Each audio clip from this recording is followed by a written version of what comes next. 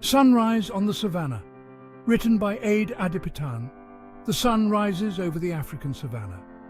The sky is painted with vibrant colours. Orange, red and pink light up the clouds. The air is cool and fresh.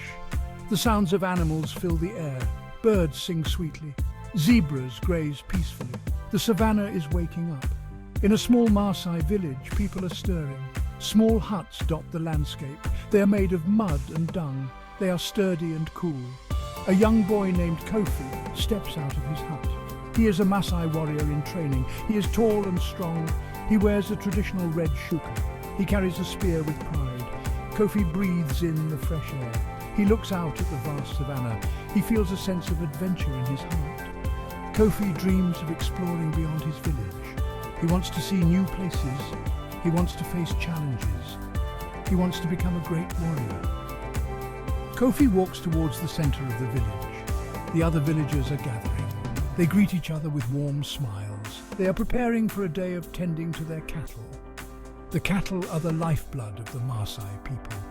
They provide milk, meat, and leather.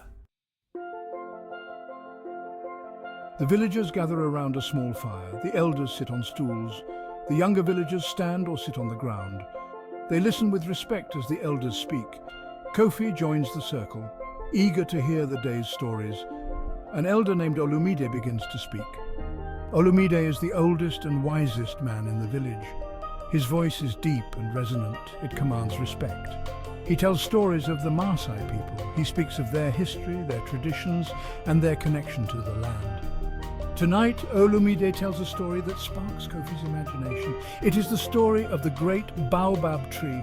This tree is not just any tree, it is a magical tree. It is said to be the oldest tree in all of Africa. It is a place of great wisdom and power. Kofi listens intently. He hangs on Olumide's every word. He has heard whispers of the great baobab tree before, but never a full story.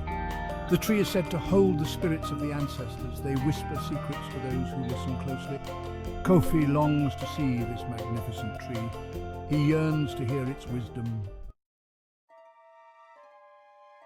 Olumide describes the great baobab tree. He speaks of its massive trunk. It is so wide that it would take 20 men with outstretched arms to encircle it. He describes its branches that reach towards the heavens. They are like arms holding up the sky. The tree stands alone, Olumide says. It is a beacon on the savannah. It is a symbol of strength, resilience, and wisdom. Legend has it that the tree can grant wishes to those who are pure of heart. But the journey to the tree is perilous. It is fraught with dangers. Only the bravest and most determined warriors dare to seek the great baobab tree. Kofi's heart pounds with excitement. He knows he must see this tree for himself. He wants to prove his bravery. He longs to connect with his ancestors. He yearns for their guidance. That night, Kofi lies awake in his hut. He stares up at the thatched roof. He cannot shake the image of the great baobab tree from his mind. He knows what he must do. He must embark on a journey. He must find the great baobab tree. The next morning, Kofi announces his decision. He tells his parents and the village elders of his plan. He will journey to the great baobab tree. His parents are worried. They know the dangers that await him, but they also understand his yearning for adventure. They give him their blessing. The village elders offer their advice. They tell Kofi to be brave, but also to be cautious. They remind him to respect the power of nature. They tell him to listen to the spirits. With a heavy heart but a determined spirit, Kofi sets off. He carries his spear, a small bag of provisions, and the hopes of his village. He walks for days. The sun beats down on him. He crosses vast plains. He navigates dense forests. He wades through rushing rivers. He encounters all manner of creatures. He sees herds of elephants trumpeting across the plains. He sees giraffes gracefully reaching for leaves high in the trees. He sees zebras thundering across the savannah. One evening, as the sun begins to set, Kofi finds himself in a part of the savannah he has never seen before. The air is thick with the scent of unfamiliar flowers. The trees are taller here, their branches intertwined, creating a canopy overhead. The light filters through the leaves, casting dappled shadows on the ground. This place, it feels different. Suddenly, Kofi hears a voice. It is soft and melodic, like the wind whispering through the leaves. He stops in his tracks, listening intently. The voice seems to be coming from a nearby grove of trees. Cautiously, Kofi approaches, his hand gripping his spear. As he parts the leaves, he sees her. Standing in a shaft of sunlight is a woman unlike any he has seen before. She is tall and regal, with skin the color of ebony and eyes that sparkle like diamonds. She wears a robe of woven grasses adorned with feathers and beads. Around her neck hangs a necklace of animal teeth.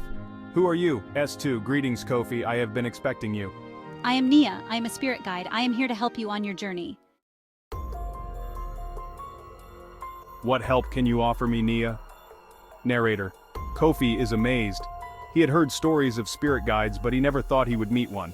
He bows his head respectfully. The path to the great baobab tree is not easy.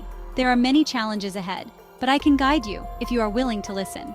Remember, Kofi, always be aware of your surroundings. Narrator. Kofi eagerly agrees. He knows that with Nia's help, he has a much better chance of reaching his destination.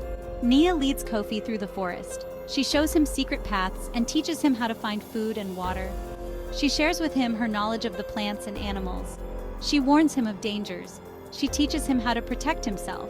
One day, as they are making their way through a particularly dense part of the forest, they hear a faint whimpering sound. It seems to be coming from a clump of bushes just ahead. Nia signals for Kofi to be quiet. They approach cautiously, their footsteps silent on the soft earth. Peering through the leaves, Kofi sees a small, white creature huddled on the ground. It is a lion cub, but unlike any he has seen before. Its fur is as white as snow. It looks up at Kofi with large, frightened eyes. What is this, a white lion cub? This is Zuri. He needs our help, Kofi. And so another chapter in Kofi's journey begins, with Zuri nestled protectively in his arms. It's a white lion cub. Kofi whispers, his eyes wide with wonder. White lions are incredibly rare. They are considered to be sacred by many African tribes. It seems to be alone. It is likely that its mother is nearby. We should leave it be. But as they turn to go, they hear the sound of heavy footsteps approaching. A moment later, a group of men emerge from the trees. They are not from Kofi's village. They are dressed in the garb of hunters, and their faces are grim. They carry spears and bows and arrows. The men have seen the white lion cub too. Their eyes light up with greed. White lion pelts are highly prized. They could sell it for a small fortune. We have to help it. Kofi says, his hand instinctively reaching for his spear. You are a true warrior, Kofi. Go, protect the cub. I will deal with these men. Kofi steps forward, positioning himself between the hunters and the cub. This cub is under my protection. Leave it be. The hunters laugh, but Kofi stands his ground. He knows that he must be brave. He must protect this innocent creature. He raises his spear, ready to fight. With Nia's help, Kofi manages to scare off the hunters. They flee into the forest. The white lion cub, safe at last, crawls toward Kofi and nuzzles against his leg. Kofi names the cub Zuri, which means beautiful in Swahili. Kofi and Nia continue their journey. They face many more challenges. They encounter dangerous animals. They endure harsh weather. But through it all, Zuri is their constant companion. Finally, after many weeks of travel, they reach their destination. The great baobab tree stands tall and proud in the middle of a vast plain. Its trunk is even more massive than Kofi imagined. Its branches reach up to the sky like giant arms. You have done well, Kofi. You have shown great bravery, wisdom, and compassion. The spirits of the ancestors are pleased. Kofi spends many days beneath the great baobab tree. He listens to the whispers of the wind as it rustles through the leaves. He feels the presence of his ancestors. He learns many things about himself, about his culture, and about the importance of respecting nature. Finally, it is time for Kofi to return home. He says goodbye to Nia, thanking her for her guidance.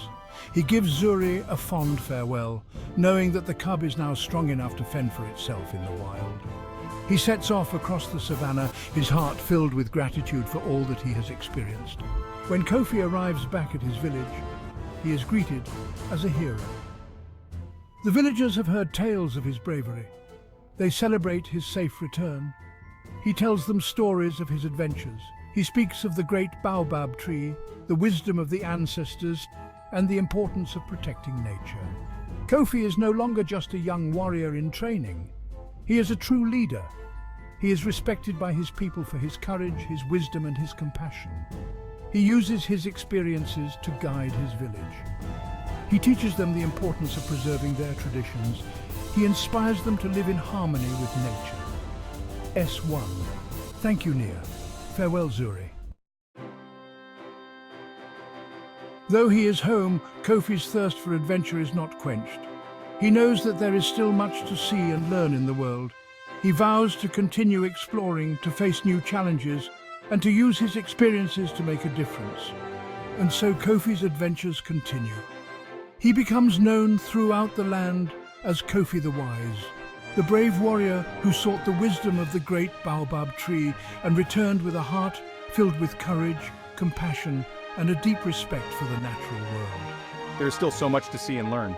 The sun sets on the savannah, casting long shadows across the land. But for Kofi, every sunset is a new beginning, a chance to explore, to learn, and to make his mark on the world. His journey has just begun.